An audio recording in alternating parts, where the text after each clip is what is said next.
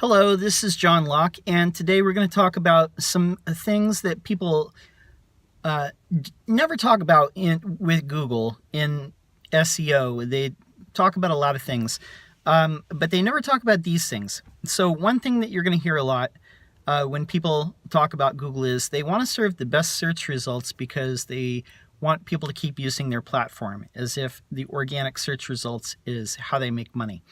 While it is true that they want the biggest user base possible to be using their search engine, the reason is because they know if they have the biggest user base, then they can get more revenue from people who are not good at SEO, and they're forced to use AdWords to get those ads at the top of the page. There is a recent study that came out that basically said that out of every $4 that's spent on online advertising, Google and Facebook are getting 3 out of every $4 or something ridiculous like that.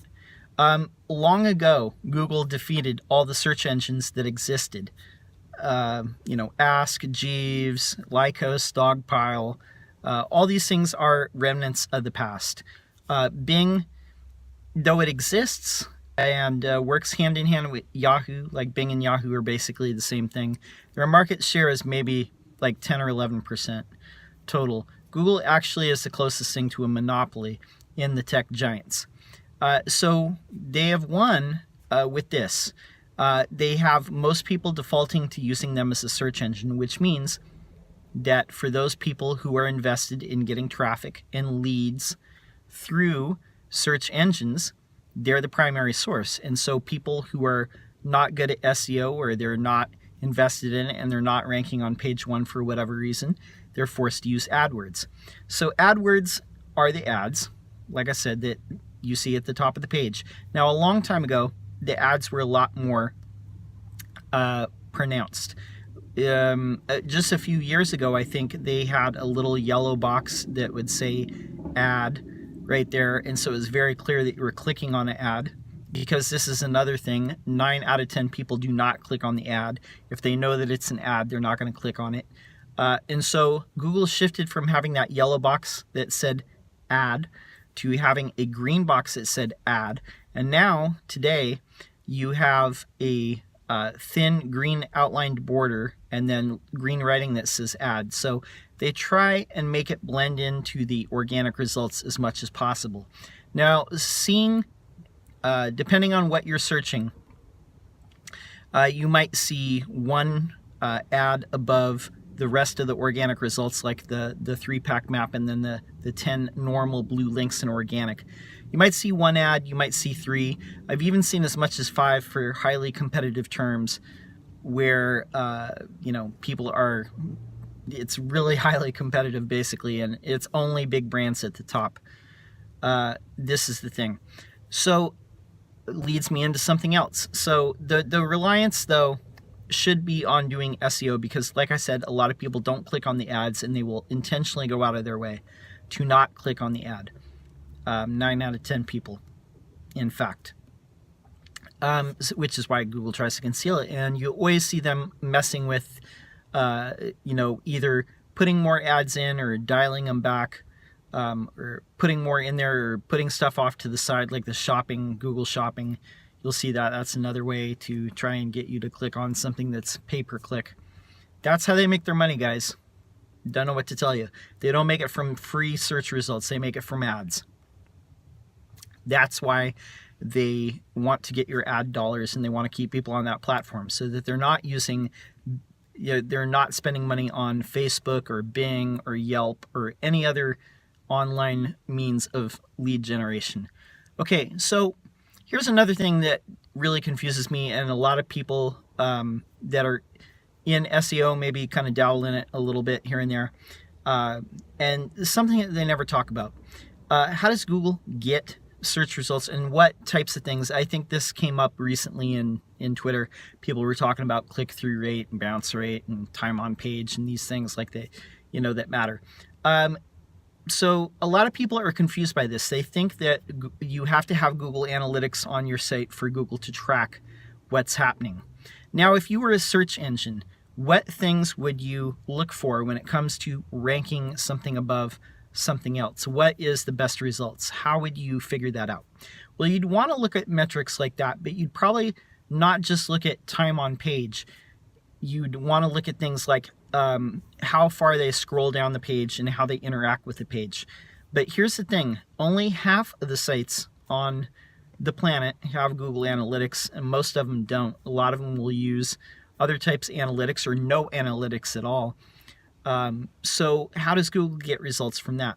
Well, there's two ways that they could probably do it. Now, conceivably, and most likely, they have their own browser, Chrome, which when it was first introduced, I think it was Internet Explorer, and it still had the top market share. And this is probably like 8 or 9 years ago or whatever when Chrome was introduced.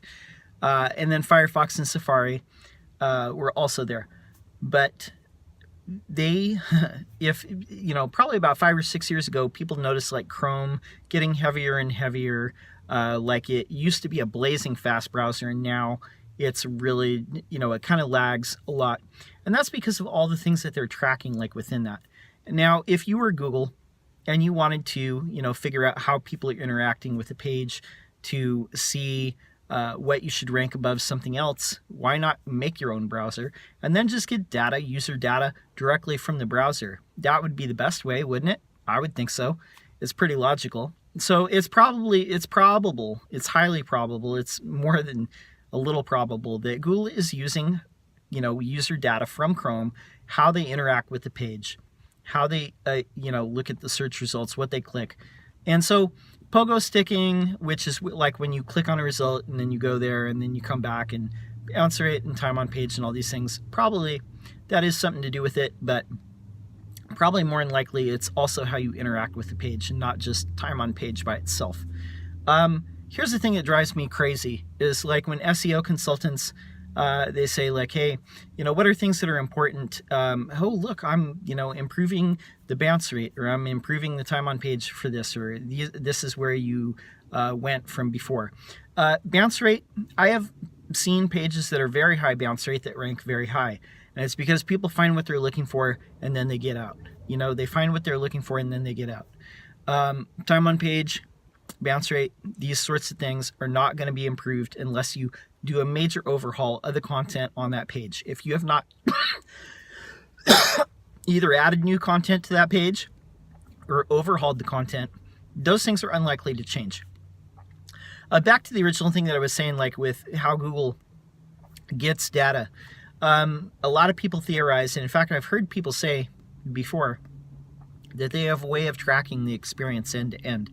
Meaning, when you click on a Google result, they have a way of getting that data. So they know what things, how you are interacting with the page to a degree from your browser. So that might be another way and another reason why it's getting so hard to game the system. Now, a lot of people say that, there are things like bounce rate and like, oh, if you click on this and then you bounce out really quick, that can hurt your search ranking. Now, if I were a major search engine and I was thinking about this, I would also take into consideration how people could do negative SEO attacks. Now, if this bounce rate theory and this pogo sticking theory, if this was a heavily weighted thing in ranking sites and I wanted to destroy one of my competitors, then all I would have to do is go on Fiverr or go on Amazon Mechanical Turk and hire a bunch of people to search for a certain thing over a period of time, click on theirs, and then pogo stick out, like click on it, just be there for a second and then leave, and then click on my result. If that was a way to actually manipulate results, it would be dead simple for a lot of people to do this. I don't think that if it is a factor, I don't think it's a heavily weighted factor, just for the fact that it could be easily sabotaged by people.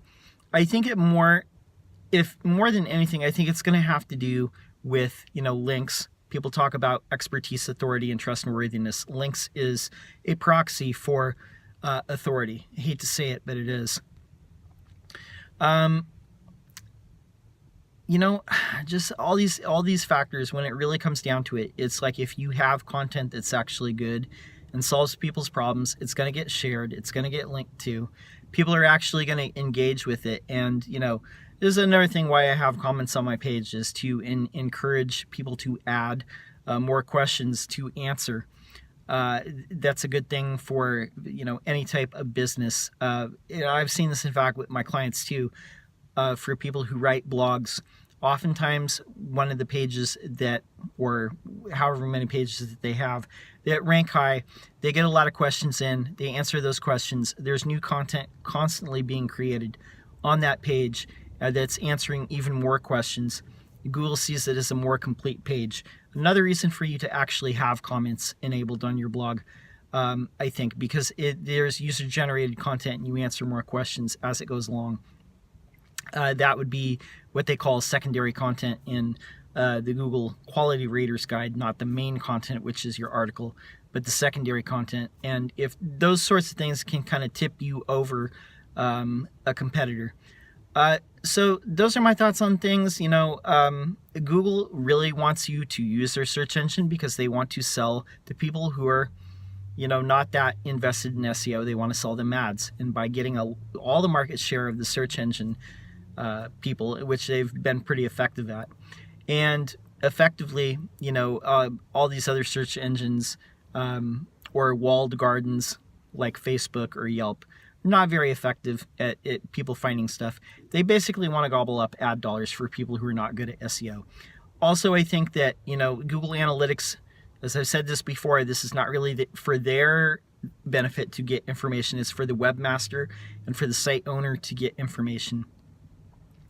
Because so many sites don't have Google Analytics. It doesn't make sense because those sites still rank and they still, you know, perform in, you know, Google results. So I don't think that that's the case. They must have other ways of tracking the experience end to end. So that could be through the Chrome browser. It could be something that somehow anonymously gets a little bit of information from you when you Google through the actual Google site and gets some sort of data from that. So those are my 2 cents. That's my 10 cents on the subject. If you have an SEO question that you'd like to see us answer, go ahead and leave it in the comments below. We'd love to you know, answer out questions. And like I said, we're posting here every week, so make sure that you subscribe. I'm John Locke for Lockdown Design and SEO. We help manufacturers with SEO so they get more RFQs. And until next time, peace.